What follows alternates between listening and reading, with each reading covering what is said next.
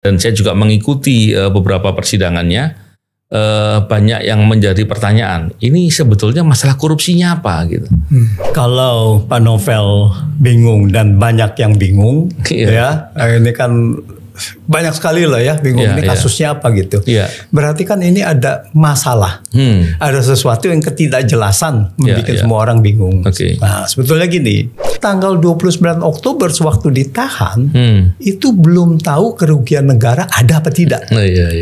Ya, lalu kemudian BPKP hasilnya menurut laporan yang tertera di BPKP itu baru keluar 20 Januari 2025. Berarti selama itu tidak ada tuh, nggak tahu. Jadi awal menahan, alat bukti yang digunakan untuk menahan bukan termasuk penghitungan kerugian negara. Bukan termasuk itu kerugian negara. Ya, padahal itu bukti pokok dalam perkara ini ya. Bukti pokok dalam perkara ini kan gitu. Itu karena dakwaannya begitu.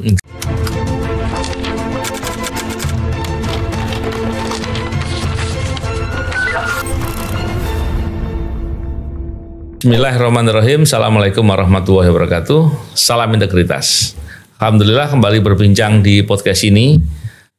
Saya mungkin ada beberapa waktu terakhir kurang banyak membahas di podcast, tapi ini hal penting yang menurut saya perlu dibahas. Kita bicara terkait dengan kasus Tom Lembong. Banyak kemudian perbincangan di media dan saya juga mengikuti beberapa persidangannya. Banyak yang menjadi pertanyaan, ini sebetulnya masalah korupsinya apa gitu. Tapi karena ini ceritanya simpang siur, maka kita tanya sama ahli. Kali ini kita bersama dengan Profesor Antoni Budiawan. Apa kabar Pak Antoni? Baik Pak Novel, kabar sehat ya? Sehat, alhamdulillah. Senang bisa ketemu lagi dengan Prof Antoni.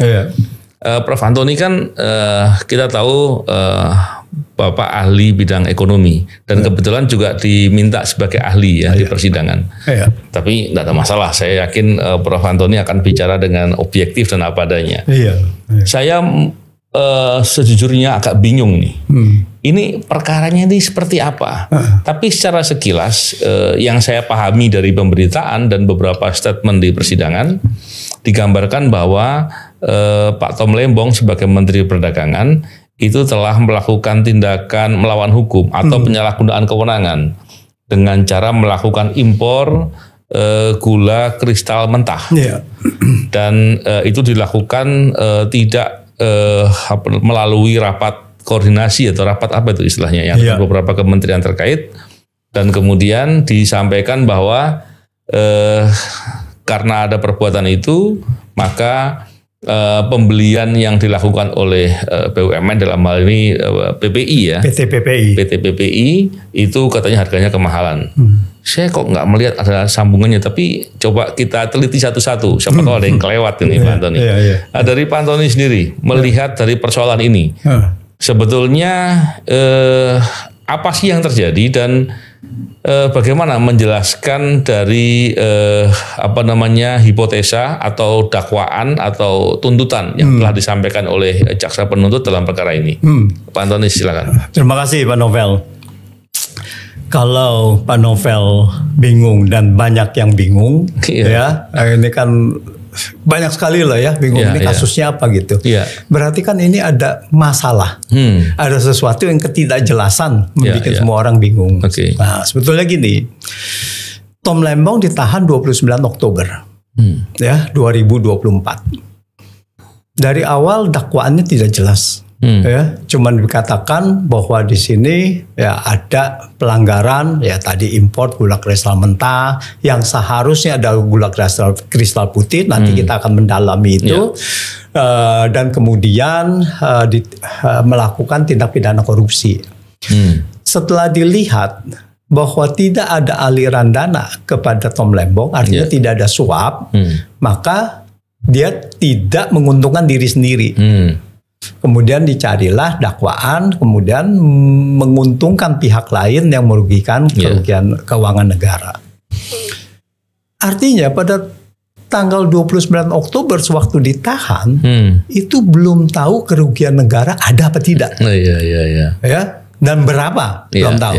Pertama kali jaksa mengatakan atau penyidik mengatakan pada saat itu ada kerugian negara sekitar 400 miliar. Terus untuk itu mereka kemudian meminta audit dari BPKP. Ya.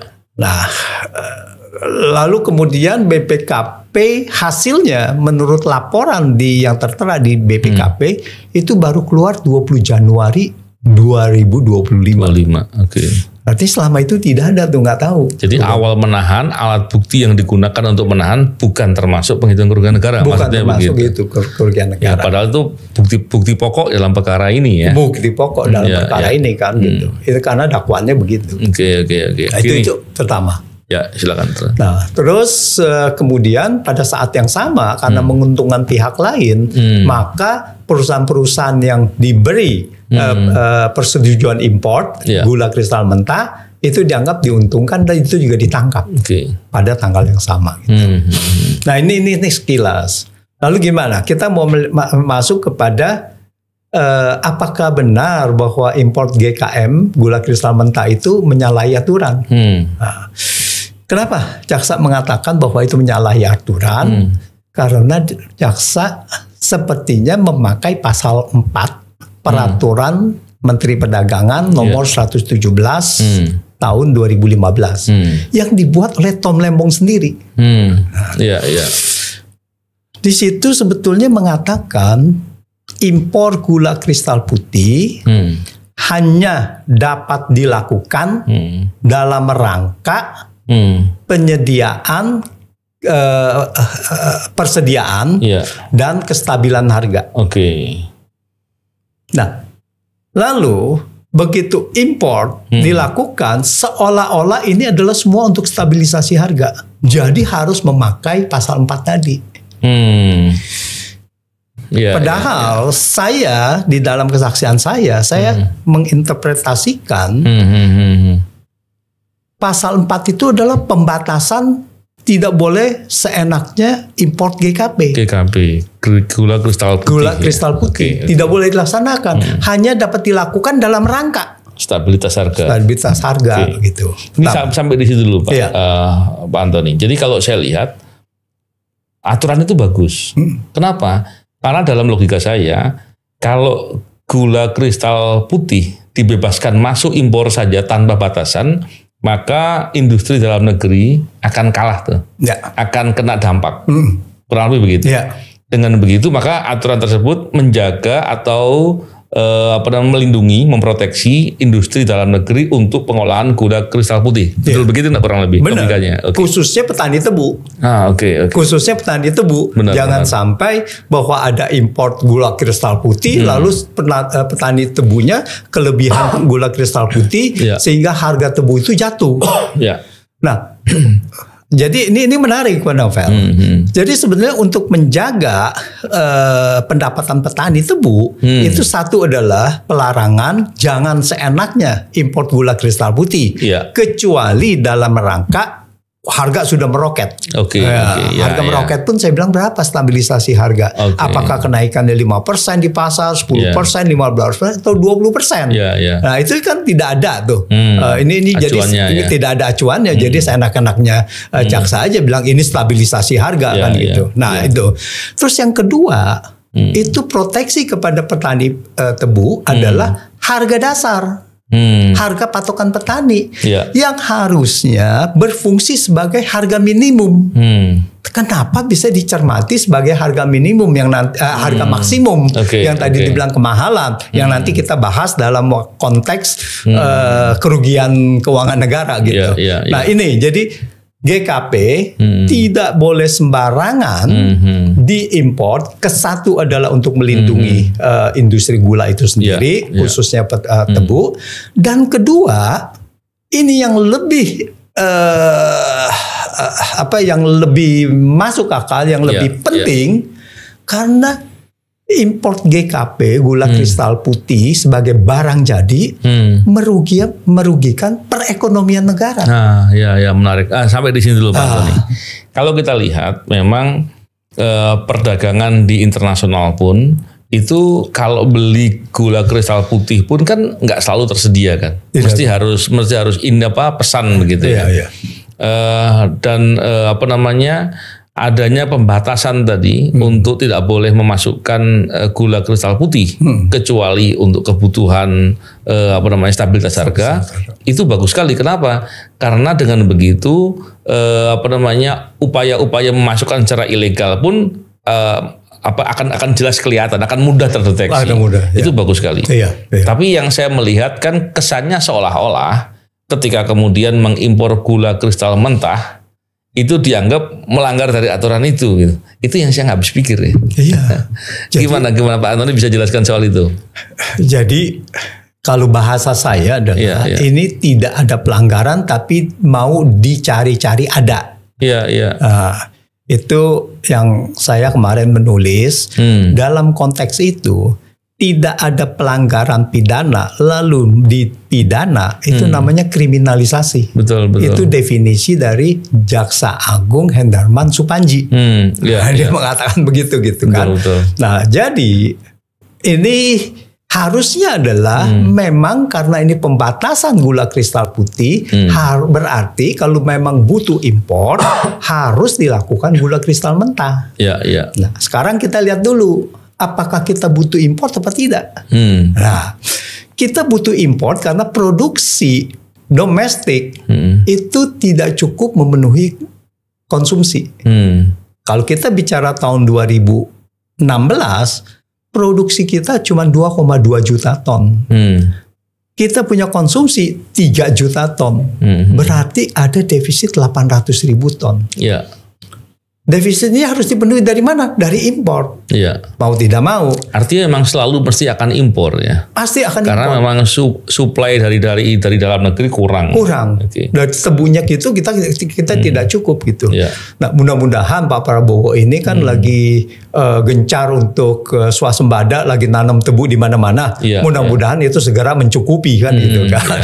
Nah, yang jadi kalau kita lihat bahwa di sini terjadi kekurangan pasokan, mau tidak mau impor. Pertanyaannya impor gula kristal putih atau gula kristal mentah. Gula kristal putih dibatasi kecuali stabilitas harga. Kenapa dibatasi? Karena merugikan perekonomian negara. Benar. Kalau kita import gula kristal putih, maka di luar negeri terjadi proses gula kristal mentah ke gula kristal putih. Nilai tambahnya ada di luar. Nah, kita harusnya adalah gula kristal mentah. Nah, diproses di dalam negeri ada nilai tambahnya. Nah, yang kriteria yang paling menarik adalah apakah pada saat 20 Januari ini import dalam rangka stabilisasi harga atau bukan? Oke. Kalau stabilisasi harga, berapa harga di pasaran pada saat itu sudah naik untuk distabilkan? Yang tadi saya katakan apa 5%, 10% dan sebagainya. Yang menarik adalah bahwa harga eceran pada bulan Januari rata-ratanya lebih rendah dari Desember 2015. Artinya tidak ada kenaikan harga. Di Februari ini adalah harga ecerannya turun lagi dibandingkan Januari. Jadi dalam rangka 20 Januari itu ini jelas bukan stabilisasi harga, bukan ada kenaikan dari harga itu. Nah, ini pertama. Lalu kemudian untuk apa dong import GKM? Di rapat koordinasi tadi Pak Novel kan mengatakan apakah tidak ada rapat koordinasi? Ada rapat koordinasi. 7 Desember 2015 rapat koordinasi mengatakan persediaan awal untuk tahun 2016 tidak cukup. Nah, tidak cukup berapa? 200.000 ton. Itu sudah 7 Desember. Lalu diulang lagi di 28 Desember. Ada kekurangan. Januari tidak cukup nih. Nah, tidak cukup di Januari, berarti persediaan Januari tidak cukup. Berarti harus diimpor. Kenapa dia mengatakan persediaan Januari tidak cukup? Padahal di situ ada sekitar 816.000 ton. Karena kebutuhan persediaan awal itu harusnya adalah 1,25 juta ton supaya aman. Atau selalu saya punya hitungan 1,5 juta ton aman sekali. Ini batas bawah. Kalau mau aman 1,5 juta ton. Kurang 400.000 lebih ya. Kurang seharusnya 400-500.000 lah 500.000 kita bilang. Ya. Gitu. Nah, karena apa? Karena dari Januari sampai April kita tidak ada produksi. Tebu itu belum dipanen. Iya. Belum musim giling. Iya. Di 2016 malah mundur 1 bulan. Musim gilingnya baru di bulan Juni. Oke. Artinya dari Januari sampai Mei kita memerlukan sebetulnya 1,2 juta. 5 ton. 1,25 juta ton. Seharusnya segitu gitu. Yang tersedia 800. Yang tersedia 800. Nah, mereka menghitungnya pada 28 Desember kita mencukupinya 1,1 juta. Mereka bilang 1,1 juta dengan anggapan 220.000 ton per bulan kebutuhan konsumsi. Nah, di satu rapat koordinasi itu jelas sekali disebutkan kita hanya bisa mencukupi gula kristal putih dengan persediaan awal tadi hanya cukup sampai pertengahan April. Jadi itu di rapat koordinasi disebut ya sudah ya. Oke. Sampai dengan pertengahan April, makanya harus impor. Ini kan logikanya sederhana sekali Pak Antoni. Saya aja yang awam soal ekonomi dengan penjelasan singkat Pak Antoni ini paham. Iya. Terus persoalannya ada di mana kok sampai ada yang nggak paham gitu? Iya. Ya ini dia persoalannya kan berarti memang Tom Lembong dari awal memang sudah dibidik lah. Ya itu yang gitu. yang nggak boleh terjadi ya. Nah itu kan penegakan hukum kan tidak boleh begitu. Gitu. Nah itu kenapa begitu? Nah itu saya bilang bahwa Tom Lembong dikriminalisasi dengan definisi seperti tadi itu yang saya katakan, yang tidak ada dicari. Oke, ini menarik sekali Pak Antoni. Jadi kalau bicara terkait dengan tindakannya untuk mengambil langkah atau kebijakan sebagai seorang menteri untuk memberikan izin impor, mestinya memang dibutuhkan. Tadi kalau saya lihat di persidangan katanya juga sudah sampaikan kepada Pak Presiden juga waktu itu. Terus yang kedua, yang dilakukan itu sama sekali tidak melanggar aturan, kan harusnya begitu. Karena kan kalau dilihat dari tadi yang disampaikan di pasal 4 tadi ya peraturan menteri, kalau itu dibatasi hanya gula kristal putih, itu bukan berarti kalau gula kristal mentah yang diimpor jadi salah kan gitu. Benar. Karena kalau menyatakan salah itu haruslah peraturan yang menyebut secara jelas bahwa itu salah. Eksplisit. Harus dihitungkan. Menarik sekali. Iya. Terus gini tadi Pak Antoni sudah menyebutkan soal 8.900 sebagai harga acuan. Ini menarik sekali. Tentunya banyak orang yang belum paham nih. Sebetulnya 8.900 itu apa sih? Harga acuan itu bagaimana sih? Dan kenapa ada harga acuan? Mungkin Pak Antoni bisa jelaskan. Iya. Begini, Novel. Jadi dengan adanya tidak ada uang suap, maka harus dibuat merugikan keuangan negara. Kalau nggak ada kerugian keuangan negara kan tidak ada kasus. Nah, harus dibuat ini. Dibuat ini dimintakan BPKP untuk menghitung. Nah, BPKP menghitung kerugian keuangan negara itu ada 2 komponen yang dianggap kerugian keuangan negara. Pertama adalah harga PT PPI membeli gula kristal putih hasil dari gula kristal mentah diolah itu seharga Rp9.000 dari perusahaan gula rafinasi. Nah, jadi secara singkat mungkin itu yang diberikan izin impor kan perusahaan swasta. Dan kemudian setelah diolah menjadi gula kristal putih baru dibeli oleh PPI gitu kurang lebih. Tapi memang dari awal begitu, bukan hanya dibeli dari PPI karena memang ada tugas. Ada tugas, ini PPI dia harus jual kepada PPI.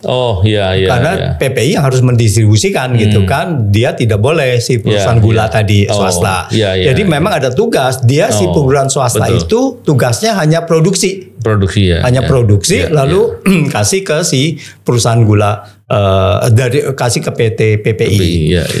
Nah, perusahaan perdagangan di Indonesia. Nah, harganya berapa? Rp9.000. BPKP mengatakan harga ini adalah kemahalan. Seharusnya Rp8.900 sesuai harga patokan petani.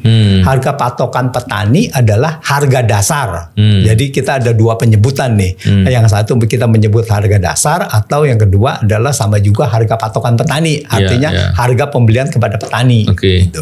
8.900. Jadi BPKP menganggap karena membeli lebih tinggi dari harga 8.900 dari harga dasar tadi, maka dianggap sebagai kerugian negara, kelebihan bayar. Dianggapnya begitu, kelebihan bayar, kerugian ke negara.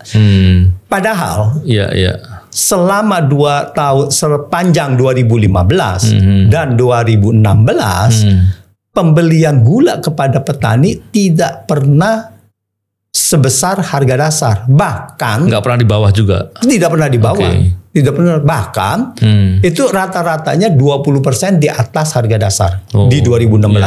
Memang logikanya Pak Antoni, kalau harga dasar itu kan untuk melindungi petani, sehingga petani itu tidak dibeli dengan harga di bawah 8.900, sehingga dia mendapatkan harga yang baik-baik lah begitu. Kalau kemudian dianggap sebagai harga maksimal, salah berpikir sepertinya itu Pak Antoni. Sangat salah sekali dan ini menciderai pembelaan kepada petani lah, kesejahteraan petani dan sebagainya. Nanti saya akan inikan sedikit lagi. Baik. Nah, jadi kalau kita lihat di situ bahwa dibilang harga kelebihan petani ini harga kurang bayar, ini adalah sudah tidak ada logikanya sama sekali. Ya, pertama ini adalah transaksi antar dua perusahaan, PT dan PT itu satu. Lalu kemudian kalau seandainya pun ini kemahalan, apa hubungannya sama Tom Lembong? Ya kan ini kan transaksi sebagai itu. Karena melawan hukum dengan kerugian negara harus ada kausalitas. Ada kausalitas untuk bisa dijadikan gitu kan? Tuduhan ya. Nah itu ininya. Nah, harga dasar ini pernah diusulkan di 28 Desember tadi, rakor, diusulkan oleh salah satu peserta, yaitu kalau nggak salah dari delegasi dari Kementan, mengatakan mengusulkan harga gula itu 9.700, harga pembelian kepada petani. 9.700. Nah, tetapi kemudian ada yang menolak. Jangan 9.700 kemahalan. Dia bilang dengan rendemen 7,95%, ya asumsinya kan, itu maka harga itu adalah 8.900. Itu pada saat itu yang dipakai 8.900. Artinya apa? Harga dasar ini bergerak. Ini adalah harga produksi petani. Nah, faktanya apa? Di 2016 ini ada datanya. Faktanya apa? Rendemen tidak 7,95%, 6,62%, turun 20%. Sebetulnya kan berarti dengan rendemen turun begitu, dengan harga tetap kalau 8.900 mereka kan rugi. Oleh karena itu harga lelang itu rata-rata 20% di atas harga dasar. Bahkan di bulan Juni dan bulan Juli itu 50% dan 54% di atas harga dasar. Nah, kalau membeli harga gula di atas harga dasar dikatakan merugikan keuangan negara, berarti PTPN juga dong. Yang membeli 50% di atas harga dasar pada tahun juga ya. Itu kan kebanyakan PTPN dan PTRNI itu, Pak. Ada perusahaan swasta, tapi harga lelang itu banyak yang dibeli oleh perusahaan negara juga. Kalau itu disebut merugikan negara, nyekek petani dong berarti, kan? Nah itu, jadi logikanya itu tidak ada gitu. Menarik sekali ya. Dan kalau kita lihat ya, poin kedua tadi yang Pak Antoni sampaikan soal kerugian keuangan negara kan disebut dengan membandingkan seandainya yang diimpor adalah gula kristal putih, maka nilai biayanya sekian, pajaknya sekian dan seterusnya. Sedangkan ketika faktanya yang diimpor adalah gula kristal mentah, maka bea, pajak dan seterusnya kan di bawah harganya. Ya. Tapi kan mestinya diperhitungkan. Ketika masuk ke dalam Indonesia, ada proses pengolahan, ada pajak-pajak, ada dan keuntungan lain yang diperoleh negara karena ada proses pertambahan nilai tadi. Gimana Pak Antoni menggambarkan ini? Saya kok jadi bingung melihatnya, kok sampai itu dipersoalkan. Nah, selain dari tadi bahwa kita ada tambahan-tambahan pajak karena ada nilai tambah proses, tapi kita lihat dulu yang dianggap bahwa komponen kedua adalah kurang bayar pajak. Kurang bayar pajaknya apa? Bahwa perusahaan gula rafinasi yang ditugaskan import GKM, mereka sudah bayar kewajiban bea dan pajak sesuai dengan produk yang diimpor. Artinya di situ sudah tidak ada masalah sama sekali mengenai kurang bayar pajak. Itu satu.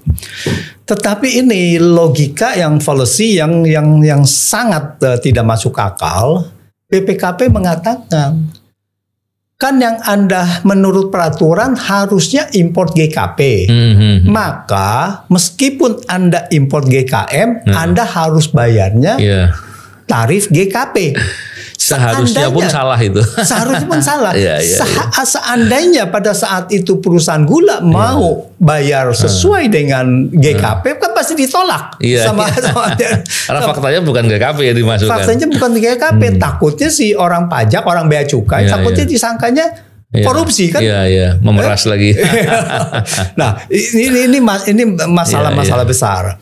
Yang lebih masalah lagi adalah ada kan 3 komponen, bea masuk, pajak PPh import dan PPN import. PPh import dan PPN import ini adalah pajak dibayar di muka. Belum selesai. Setelah satu masa, kalau PPN kan diselesaikan bulan depannya, itu udah selesai. Jadi artinya tidak ada kekurangan. Apa yang diselesaikan? Artinya sesuai dengan dia harga jual 9.000. 9.000 dia dapat, dia store ke negara 9.000 dikurangi dengan yang masukan. Kalau masukannya lebih tinggi berarti setoran yang keduanya lebih rendah. Kalau dia masukannya lebih rendah, GKM setoran ke negaranya lebih tinggi gitu. Yang dihitung adalah 9.000-nya pajak akhirnya dalam pajak keluaran itu gitu. Ini jadi untuk mengatakan bahwa ini kurang bayar pajak, ini adalah salah besar. Jadi tidak ada dasar hukumnya. Cuma dilihat secara spot aja, sepotong aja. Tidak ada dasar hukumnya. PPh import pun begitu. Begitu PPh import dia bayar 100, lalu kemudian keuntungannya adalah 1.000, maka dia bayarnya tinggal 900. 100-nya diperhitungkan. Artinya nggak ada persoalan dong nilai pajak yang di depan mau nilai tinggi atau rendah. Karena akan diperhitungkan lagi di belakang kan ya. Iya, karena ini pajak dibayar di muka. Seandainya pada saat itu PPh importnya dibayar 200, dia tetap untungnya 1.000, kan untungnya tetap aja kan, nggak ada urusan sama ini, maka dia bayarnya tinggal 800. Yang Pak Antoni ceritakan ini, Pak Antoni sampaikan di persidangan? Sampaikan. Kepada hakim? Kepada hakim. Maksudnya kan ini kan hal yang tidak semua penegak hukum memahami, karena kan spesifik keahlian ekonomi ini. Orang ahli hukum biasanya nggak terlalu detail soal ini. Benar. Dengan dipahami, harapannya jangan sampai kemudian salah gitu dalam memberikan hukuman.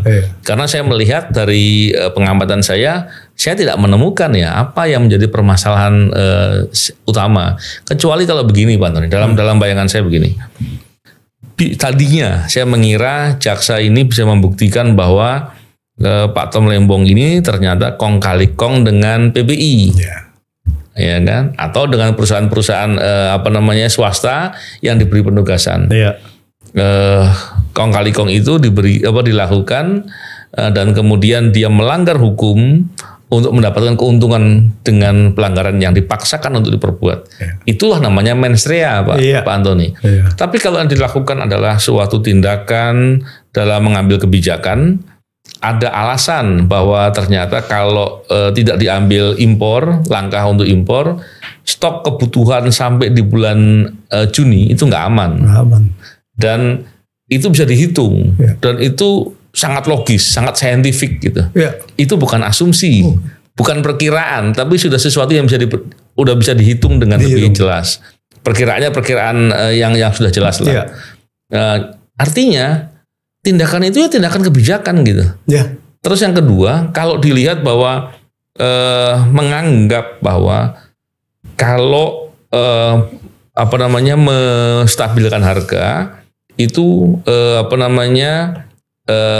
melakukan impornya gula kristal putih gitu ya. Gula kristal kebalik. Gula kristal putih hanya bisa diimpor untuk menstabilkan harga. Bukan berarti menstabilkan harga harus gula kristal putih gitu kan.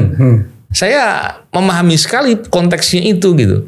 Tapi kalau kemudian dianggap dengan pemahaman terbalik, ini hukum bisa diartikan dengan sembrono gitu. Ini yang saya khawatirkan gitu. Jadi kalau saya melihat, kalau disebut gula kristal putih hanya bisa diimpor untuk stabilitas harga, artinya memang pemerintah berkepentingan untuk memproteksi dalam negeri, untuk menjaga agar kalau gula kristal putih diimpor secara terbuka, maka potensi untuk dimasukkan secara ilegal mudah, karena langsung bisa diserap pasar gitu kan. Ini yang bahaya. Saya bisa memahami, tapi kalau kemudian dinyatakan bahwa ini nggak boleh, kecuali untuk stabilitas harga, itu kepentingan memudahkan pengawasan dan menjaga atau melindungi stabilitas harga.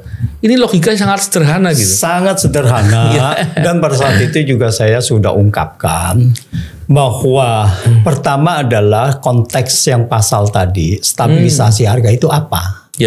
Nah, jadi di Januari itu tidak ada konteks bahwa itu adalah stabilisasi harga seperti yang saya katakan, harga sedang turun.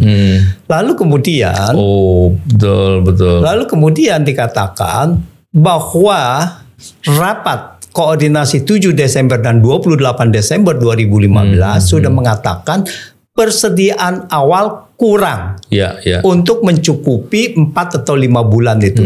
Jadi di bulan pertengahan April sudah habis. Jadi sewaktu impor 20 Januari 2016, apa artinya?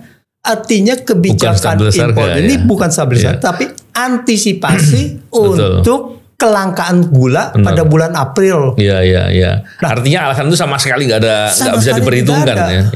Nah, jadi pada saat itu adalah ini antisipasi. Oleh karena itu kebijakan antisipasi ini tidak memenuhi persyaratan yang pasal 4 tadi. Ini apalagi antisipasi. Pak Antoni bilang begini, lebih parah lagi logikanya kan. Karena kalau kita mendudukkan saja seandainya saat itu ada kebutuhan stabilitas harga, pasal ini tidak bisa digunakan untuk menyalahkan. Apalagi yang Pak Antoni sampaikan tadi, karena proses memasukkan gula kristal mentah itu ada pengolahan dan lain-lain, impor juga butuh waktu.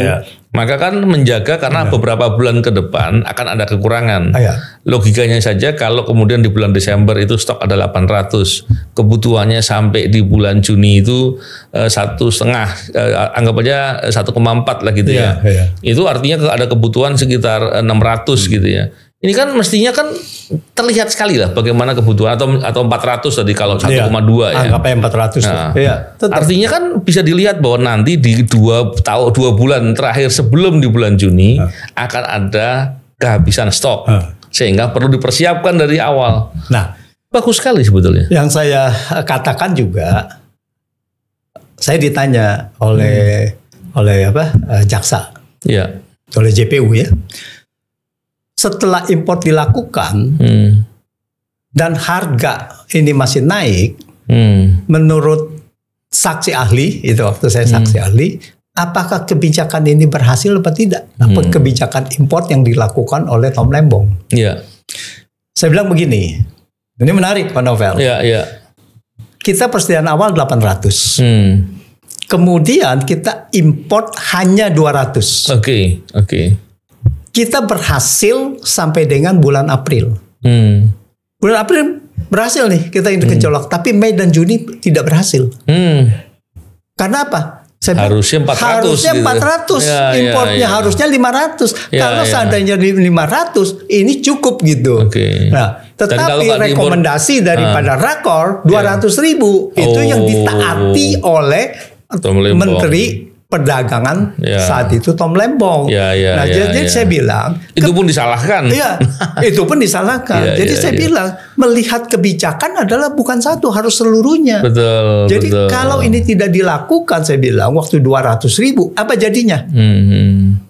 Tambah parah kan, harganya kan tambah naik gitu ya. Kan itu. Dan waktu kekurangan gulanya semakin panjang yang tadinya mungkin kurang cuma sebulan jadi 2 bulan atau 3 bulan. Karena apa? Karena musim giling baru Juni kita mendapatkan sedikit dari tebu, kemudian Juli dan Agustus baru mulai puncaknya gitu.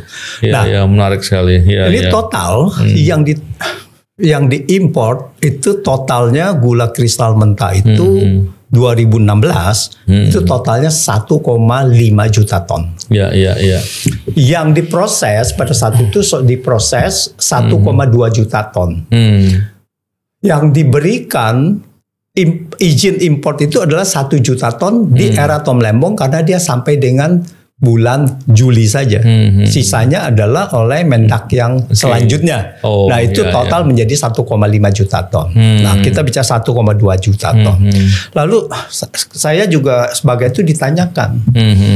Lalu bagaimana sewaktu import yang sisanya yang di luar dari 200.000 itu, ini bagaimana? Apakah kalau tidak ada rapat koordinasi ini bisa dibenarkan? Saya bilang begini, keperluan kita yang idealnya adalah saya katakan bahwa di situ 1,25 juta minimum persediaan awal. Artinya kalau kita bicara 2016 persediaan akhir pada tahun 2016 harus 1,25 juta. Persediaan awal kita 816.000. Artinya di sini udah ada selisih 400.000 lebih. Jadi untuk mencukupi 1,25 juta, maka harus import tambahan 400.000, 430.000 itu hitungan saya. 430.000. Itu yang pertama. Yang kedua, kita ada defisit konsumsi. Defisit konsumsi kita 830.000 ton, yaitu 2,2 juta dengan 3,03 juta konsumsinya, produksi 2,2 juta. Berarti ada defisit 830. 830 dengan 430 itu sekitar 1,25 juta yang harus kita import agar industri gula 2017 aman. Ini yang dilakukan. Jadi dilakukan oleh kedua Menteri Perdagangan itu totalnya adalah 1,25 juta ton dan harga persediaan akhir 1,25 juta ton. Januari, Februari setelah itu harga melandai. Ini membuktikan bahwa persediaan akhir dan persediaan awal pada awal tahun ini sangat menentukan mengenai fluktuasi harga. Karena harga itu normalnya fluktuasinya adalah di bulan April, Mei, Juni, Juli. Nah setelah itu harga turun karena tebu sudah banyak. Dia bilang meskipun bahwa itu tidak ada rapat koordinasi, apakah itu bisa dibenarkan apa tidak? Saya bilang secara substansi itu harusnya dibenarkan bahwa ada kekurangan administrasi dan sebagainya, itu hal lainnya. Tetapi ini adalah sebetulnya diskresi dari visi daripada menteri untuk memenuhi industri kebutuhan industri gula ini. Lalu saya tanyakan nih Pak Novel, seandainya tidak ada import 1,25 juta ton, harga naik, apa yang terjadi? Itu crash, akan terjadi kelangkaan gula, akan terjadi krisis gula. Terus apa yang mau disalahin? Ini yang tidak dipikirkan, gitu kan? Iya, menarik sekali. Memang saya semakin jelas lah setelah bicara sama Pak Antoni, walaupun saya sudah mengikuti juga ya. Saya dari awal tuh terkejut, sekarang lebih terkejut lagi gitu. Tapi begini Pak Antoni, saya terus terang khawatir karena belakangan masalah pasal 2 dan pasal 3 Undang-Undang Tindak Pidana Korupsi ini banyak dipersoalkan, bukan hanya kemudian mengkhawatirkan buat pejabat pengambil kebijakan, tapi juga terhadap beberapa perusahaan-perusahaan negara atau BUMN. Saya tentunya strict terkait dengan perbuatan korupsi, harus diberikan sanksi yang berat dan ditindak. Benar. Tapi jangan sampai kemudian ada pejabat yang bekerja dengan benar, mengambil kebijakan dengan hati-hati, bahkan sampai membuat peraturan-peraturan yang terlebih dahulu untuk memagari jangan sampai ada pelanggaran-pelanggaran, justru malah dikriminalisasi. Ini yang bahaya. Dan bayangkan kalau kemudian itu ketakutan-ketakutan itu juga semakin besar dan bisa terjadi di perusahaan-perusahaan negara atau BUMN, maka ini akan menghambat sekali dan mengganggu sekali. Walaupun memang saya ketika berbicara dengan beberapa rekan yang pemerhati masalah anti korupsi, saya tidak terlalu setuju pasal 2 pasal 3 ini dihapus terlebih dahulu. Benar. Kenapa? Karena jangan sampai kemudian orang yang berbuat korupsi justru malah nggak bisa terjangkau dengan karena pasal itu terlindungi karena itu. Tapi jangan sampai juga penegak hukum menggunakan pasal dengan semena-mena, dengan berlebihan yang justru malah bisa mengkriminalisasi atau tersangkakan atau mempidanakan orang-orang yang semestinya tidak layak untuk dipidanakan. Sederhananya begini Pak Pak Antoni, kalau kita lihat bahwa pidana itu kan sifatnya extraordinary. Jadi ultimum remedium, ultimum remedium. Jadi harus dilihat bahwa ketika perbuatan ini memang mesti harus diyakinkan bahwa itu harus memang layak untuk dipidana. Kalau kita lihat dalam suatu perspektif pidana, tidak semua tindakan melanggar administrasi itu bisa dipidana. Yang bisa dipidana adalah perbuatan pelanggaran administrasi yang dilakukannya dengan niat jahat. Kalau hanya melanggar administrasi dan kemudian ada pemenuhan delik yang lain, kerugian negaranya ada tapi tidak kausalitas dengan perbuatan pelanggaran ini berbahaya sekali Pak Antoni. Artinya nanti akan banyak orang kemudian disambung-sambungkan untuk bisa dijerat dengan yang penting deliknya terpenuhi. Padahal mens rea dalam pidana itu memang harus dipenuhi dan itu menjadi ukuran agar jangan sampai kemudian menjangkau orang yang betul-betul tidak tahu, orang yang betul-betul punya itikat baik atau dia berbuat salahnya bukan karena niat jahat. Nah, ini yang penting Pak Antoni. Jadi saya terus terang perkara ini saya khawatir sekali dan tentu saya mendoakan ya semoga dalam proses peradilan ini bisa diberikan putusan yang adil dan tidak membuat kemudian persoalan yang lebih luas dan menakut-nakuti pejabat yang punya itikat baik untuk membuat suatu kebijakan-kebijakan yang terbaik. Mungkin sebagai yang akhirnya menghambat perekonomian negara, dan masalah-masalah lain. Dan tentunya ini sangat berbahaya sekali. Toh juga kalau kita lihat praktek korupsi masih banyak yang bisa dijerat gitu ya. Dan untuk yang sangat obvious, yang sangat jelas gitu. Yang sangat jelas itu banyak gitu. Tapi kalau kemudian menjangkau hal-hal yang seperti ini yang saya khawatirkan. Mungkin sebagai closing statement Pak Antoni ada yang perlu disampaikan, silakan. Iya. Jadi ini bahayanya kalau kita sudah bicara kriminalisasi seseorang, kriminalisasi dalam arti ini adalah orang yang tidak melakukan pidana lalu dipidanakan, ini kriminalisasi. Ini sebetulnya adalah tindakan kriminal itu sendiri. Jadi apa yang dilakukan seandainya ini benar kriminalisasi dan saya meyakini kebenarannya itu, artinya jaksa dan BPKP ini sudah melakukan tindak kriminal dalam konteks itu gitu. Itu pertama. Jadi jangan sampai bahwa orang yang tidak ada pelanggaran lalu yang tadi kausalitasnya tidak ada tapi diada-adakan dan diada-adakan pun mending kalau memang itu adalah ada satu benang merahnya. Ini tidak ada sama sekali. Kerugian negara dihitung dengan harga kelebihan bayar dan dengan pajak dibayar di muka. Ini sudah jelas dan kita mohon bahwa hakim bisa bertindak sesuai dengan ada fakta-fakta yang ada di persidangan bahwa dia mengambil agar majelis ini mengambil keputusan yang sesuai dengan kebenaran dan keadilan. Iya, benar sekali Pak Antoni. Dan saya yakin Pak Antoni dalam perkara ini saya sejak awal menunggu apakah ada pembuktian terkait dengan kong kali kong. Ternyata nggak ada. Apakah ada terkait dengan penerimaan uang? Ternyata nggak ada. Jadi setelah sampai di sekarang, makanya saya merasa perlu untuk membahas di podcast. Dan saya yakin hakim harusnya akan memutus ini dengan bebas gitu ya. Kenapa? Karena hakim itu dalam membuat keputusan ada standar, istilahnya beyond reasonable doubt standar. Standar di atas keraguan-raguan. Artinya kalau ada hal yang meragukan, hakim nggak boleh putus. Nggak boleh putus. Jadi saya sampai sekarang belum merasa teryakinkan ada suatu perbuatan yang memang layak dipidanakan terhadap Tom Lembong. Semoga putusannya bisa diberikan yang seadil-adilnya. Dan tentu kita berharap setiap praktek korupsi apapun ditindak dengan sungguh-sungguh dan keras, tapi jangan sampai kemudian justru malah menjangkau orang-orang yang tidak semestinya bisa diletakkan pertanggungjawaban pidana korupsi.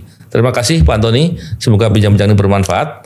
Salam integritas, Assalamualaikum warahmatullahi wabarakatuh.